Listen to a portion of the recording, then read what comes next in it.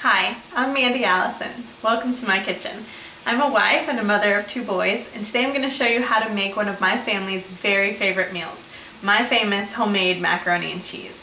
I got the inspiration for this dish when I was a young girl and I traveled over to Europe with my family, and I had the cheese fondue for the first time, and it was so good.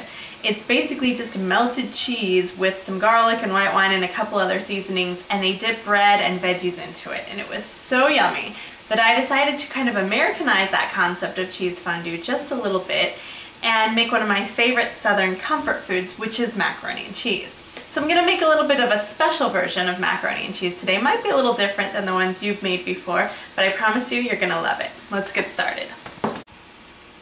Okay, so we're going to start with boiling our noodles, and then we're going to go to making our cheese sauce.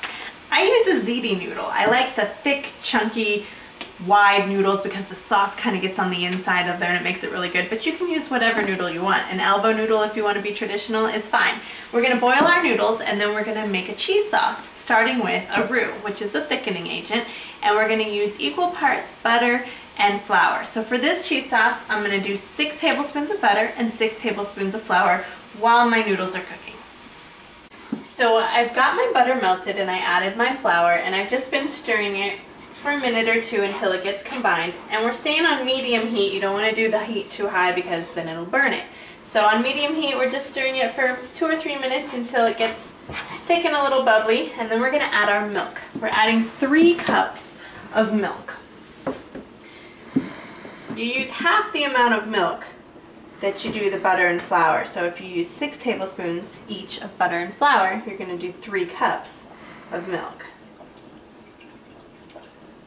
And then you're just going to stir this in and bring the heat back up to warm again, because you're adding this cold milk. So we're going to let it heat back up, and when it starts to kind of steam a little bit, we're going to add our cheese.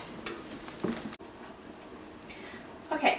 Now our milk is warmed up again and starting to steam, so we're going to add the fun stuff now. We're going to start with our cheese. There's a couple of secret ingredients in this mac and cheese, and I'll let you know what they are when we get to them. First though, we're going to add our main cheese, which is an extra sharp white cheddar. I have a 12-ounce block of extra sharp white cheddar that I've just cubed into chunks. And we're going to put that right into our mixture and let it melt. The next ingredient is the first of the secret ingredients, and it is 4 ounces of Philadelphia cream cheese, also cut in blocks.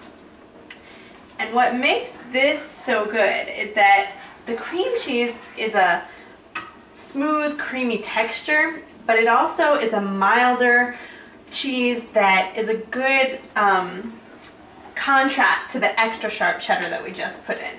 So you're going to get this cheddar just a little bit melted, and then we're going to add our cream cheese blocks, and we're going to let that all melt in together until it's a smooth, cheesy, creamy cheese sauce.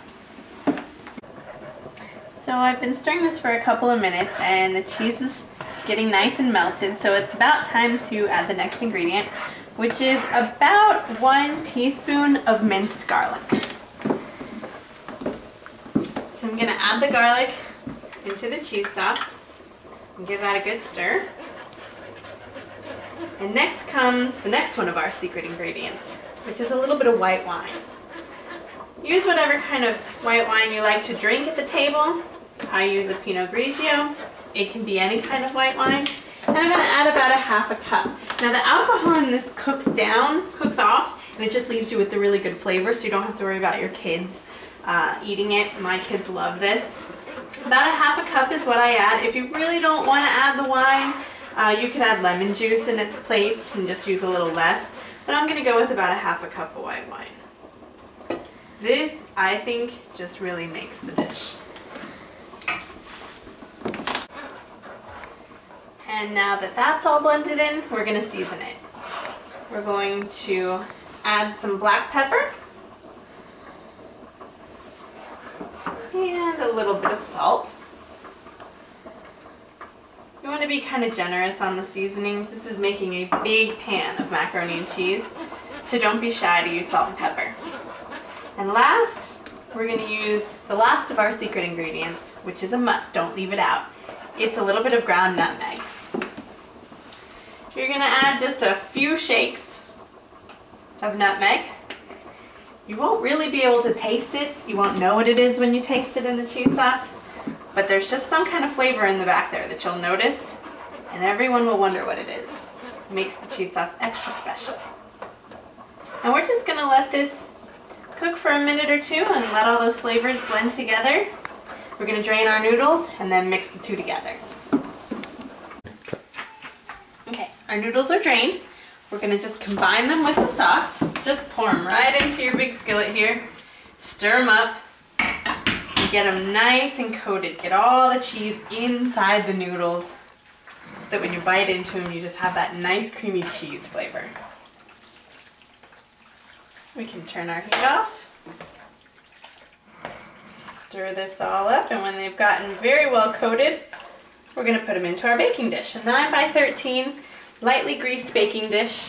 Just greased it with a little butter. And we're ready to go.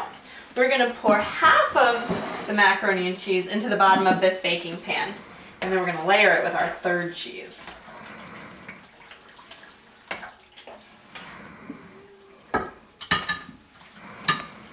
Once you've got about half of the noodles in the bottom there, spread evenly, we're going to sprinkle it with shredded mozzarella cheese. So I'm going to sprinkle about 1.5 to 2 cups of shredded mozzarella cheese on our first layer.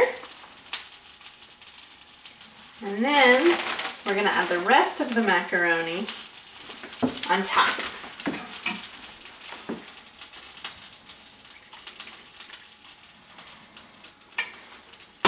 Smooth that out and top it with the rest of the cheese. So I've got the rest of my cheese, another 1.5 cups or so of shredded mozzarella cheese on the top. So now comes our finishing touch.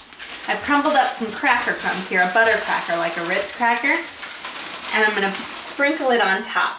You can use fresh breadcrumbs if you'd like, but the cracker and the butter in the cracker I think just makes it that much more rich. And if you're going to have mac and cheese, why worry about going healthy or saving calories? So we're going to put this cracker crumb topping on top, and then we're going to get it in the oven. We're going to bake it at 350 degrees for about 30 minutes or so until it's hot and bubbly and the cracker crumbs are golden brown on top. And then we're going to take it out and eat it, which is the fun part. So after 30 minutes, I've got this out of the oven, and look at it. Doesn't it look delicious? It smells good too. I can't wait to dig in. This is the perfect complement to any meal. It's a great side dish. You can even use it as a main dish if you want. I'm gonna put a little on a plate here so you can just see the crispy, crunchy topping, all that gooey melted cheese on the inside. Now that right there is heaven on a plate. And ladies, anyone can make this dish. I'm just a mom of 2 boys with a family who likes to eat, and I love to eat.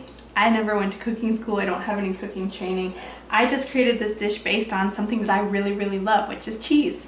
You can do it too, and I know you'll love it. Enjoy.